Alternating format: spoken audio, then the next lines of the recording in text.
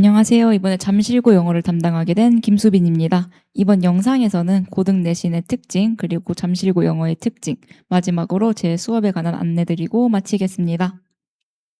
먼저 중등 내신에 대한 설명을 드리고자 하는데요. 중학교 때는 시험 범위가 적다는 것이 특징이었습니다. 교과서 2과의 외부 지문 조금이 있는 정도였고요. 그리고 범위가 곧 문제였는데요. 수업에서 다룬 개념들만 시험에서 출제가 됐었습니다. 애초에 범위도 적고 변형도 적기 때문에 아이들이 암기만으로도 좋은 결과를 받을 수가 있었는데요. 고등학교 때부터는 다른 전략이 필요하게 됩니다. 첫 번째로는 시험 범위가 늘어났다는 점인데요. 교과서가 2과인 건 똑같지만 외부 지문이 평균 20개 정도로 아이들이 학습해야 할 양이 늘어나게 됩니다. 그리고 어법 같은 경우에는 범위가 존재하지 않게 되는데요. 이미 중학교 때 모든 내용을 배우고 올라왔다는 전제하에 문제가 출제됩니다.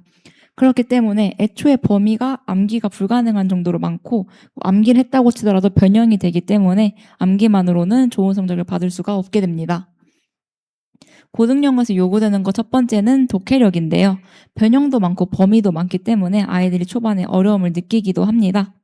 하지만 시험 범위도 모의고사 기출에서 나오고 시험 문제들도 기출 유형에서 크게 다르지 않기 때문에 기출을 많이 풀어서 독해력을 키워놓는 것이 중요합니다. 독해력을 키워서 어떤 지문을 보더라도 이끌어 나갈 수 있게 된 친구들은 내신은 물론이고 모의고사, 수능까지 대비가 가능하게 됩니다. 다음으로 요구되는 것은 전반적인 어법인데요. 범위가 존재하지 않고 스스로 선택해서 밑줄이 없는 문제에서도 예를 들어 서술형 같은 경우에는 지문 내에서 어떤 게 틀렸는지 확인해야 되기 때문에 어려움을 느끼기도 하는데요. 영어 문장 자체에 대한 이해를 하기 위해서 구문 분석, 문장 구조를 해놓는 것이 중요하고요. 그리고 문제에서 요구하는 개념이 뭔지, 밑줄이 왜 여기에 처해 있는지 출제자의 시각을 가지게 되면 어법도 수월하게 대비가 가능합니다.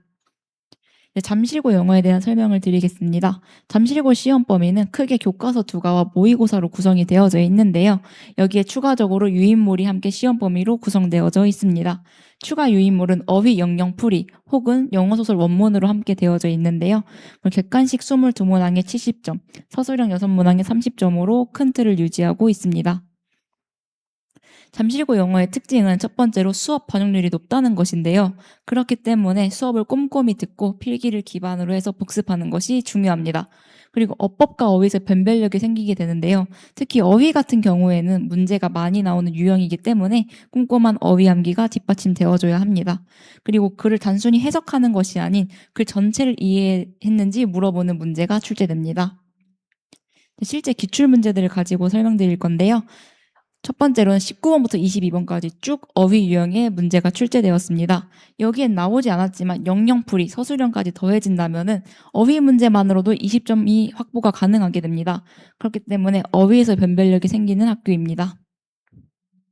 다음은 빈칸과 영영풀이인데요. 지문 내 빈칸에 어떤 단어가 들어갈지 영영풀이를 보고 유추해내는 문제였습니다. 빈칸을 풀고 영영풀이까지 확인해야 되기 때문에 시간 소요가 많이 되는 문제였고요. 다음인 서술형 크로스 퍼즐인데요. 구문 내에 빈칸이 있고 그 빈칸에 어떤 단어가 들어갈지 써내는 문제였습니다. 정답 단어들이 그렇게 쉬운 난이도는 아니었기 때문에 미리 암기가 필요했던 문제였습니다. 그리고 빈칸을 풀고 단어의 정확한 철자, 의미까지 암기를 요구하는 문제였습니다. 다음 복수 정답인 어법 문제였는데요. 단어가 아닌 밑줄 전체에 문장 전체에 밑줄이 쳐 있던 문제였습니다. 그래서 어렵게 느껴질 수 있지만 첫 번째 정답을 보면은 encourage라는 동사는 투부정사를 사용하기 때문에 뒤에를 고쳐주는 되는 문제였고요. 5번 같은 경우에는 시제를 묻는 문제였는데 글의 지문 내용에서 현재에도 존재하지 않는다는 내용이었기 때문에 과거 시제가 아닌 현재로 고쳐줘야 됐던 문제였습니다. 둘 다 크게 어려운 개념은 아니었지만 시제 같은 경우에는 글의 흐름을 놓쳤다면 틀릴 수가 있었기 때문에 디테일한 풀이가 필요했던 문제였습니다. 다음은 오류찾기 문제인데요. 킬러 문항이라고 소개드린 이유가 어법, 독해, 어휘 모든 유형을 가지고 있고 아이들이 크로스 체크를 하며 풀어야 되기 때문에 시간 계산이 필수적인 문제였습니다.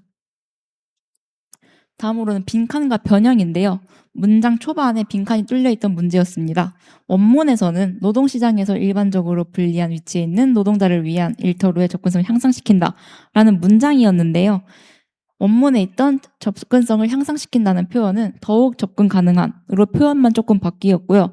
단어 자체는 그대로 쓰였기 때문에 변형이 되었지만 크게 어렵지 않게 되었다는 것을 확인할 수 있었습니다. 잠실고 전략에 대해 설명드리고자 하는데요. 어휘력에서 변별력이 생긴 학교이기 때문에 유인물 내 모든 단어를 배우고 표제어는 물론 동반이어, 파생어까지 꼼꼼한 암기가 뒷받침되어줘야 합니다.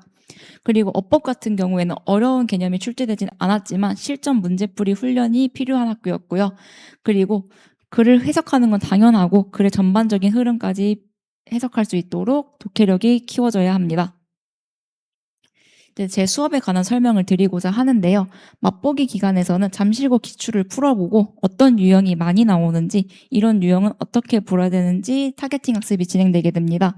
그리고 본격적인 내신 범위가 진행되고 파이널 기간에서는 손필기 자료 배부와 함께 동형 모의고사를 진행해서 아이들이 시험에 들어가기 전에 다지는 단계를 가지고 시험에 들어갈 수 있게 됩니다.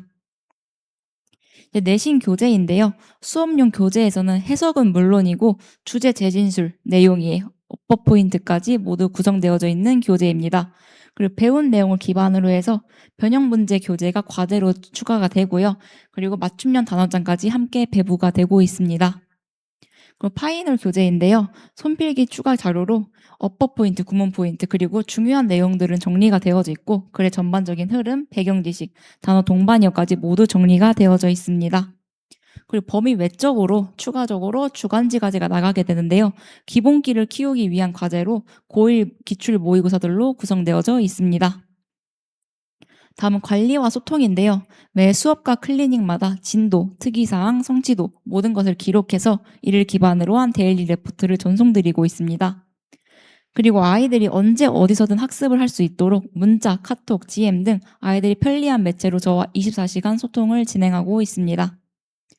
고등학교 1학년 때 영어에 대한 자신감을 키우고 2, 3학년 때는 수월하게 진행할 수 있도록 최선을 다해 지도하겠습니다. 감사합니다.